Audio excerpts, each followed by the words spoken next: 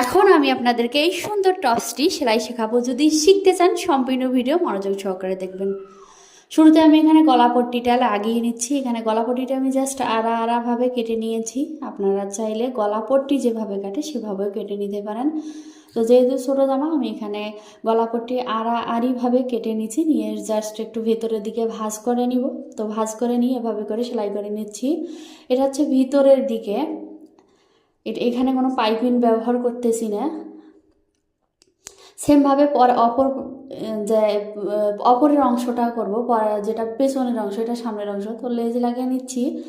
লেজটা আমি কিভাবে লাগাচ্ছি আপনারা মনোযোগ সহকারে। লেজটা অবশ্যই মাথাটা ভাঁজ করে নিয়ে তারপরে সুন্দর করে ঘুরিয়ে ঘুরিয়ে সেলাই করে নেবেন, লেজটা যাতে ফিনিশিংভাবে বসে। আপনারা যদি ফিনিশিংভাবে বসাতে না পারেন তাহলে অবশ্যই দাগ দিয়ে নেবেন কোনো একটা চকের সাহায্যে।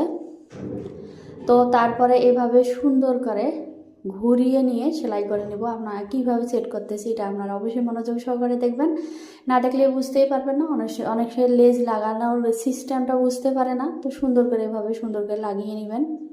দেখেন আমি শীর্ষের দিকে মাথাটা কিভাবে মুড়িয়ে নিয়ে সেলাই করে নিচ্ছি। আপনারা সেমভাবে করবেন। অবশ্যই ডাবল সেলাই দিবেন।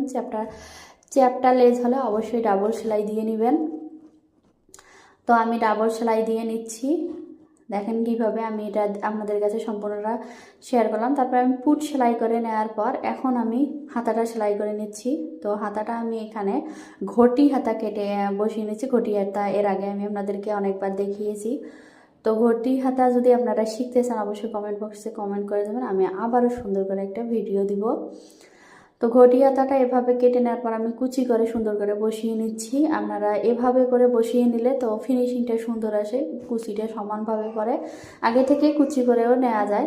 তারপর এখন নিচের দিকে কুচি করে নিচ্ছি। দেখেন এই কুচি আর নিচের কুচিটা সুন্দরভাবে অ্যাডজাস্ট করে নিচ্ছি যাতে খুব সুন্দর লাগে দেখতে।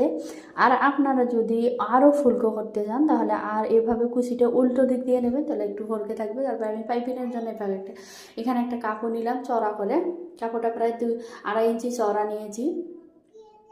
কাপড়টাকে আমি উল্টো দিক থেকে সেলাই করে নিয়ে সোজা দিকে ঘুরিয়ে একটা পাইপিং আকারে বসিয়ে নিব। তো ওখানে আমি 8 ইঞ্চি নিয়েছি। নিতে 8 ইঞ্চি করতে যতটুকু কুচি লাগে আমি আবারও কুচি দিয়েছি, যেহেতু ছোটো বাচ্চার ক্ষেত্রে কুচি দিয়ে পাইপিংটা দিয়ে এভাবে করে আমি পাইপিংটা ঘুরিয়ে দিয়ে তারপর উপরে লেজ লাগিয়ে নিব। তো সুন্দর করে এভাবে পাইপিংটা সেট করে নেবেন, নিয়ে এর উপরে লেজটা বসিয়ে নেবেন। লেজটাতে অবশ্যই ডাবল সেলাই দিবেন। তো লেজটা আমার এখানে একটু সাইডগুলো কম মনে হচ্ছে, সেজন্য আমি লেজটাকে এভাবে করে দিচ্ছি, কম পড়ে গেছে।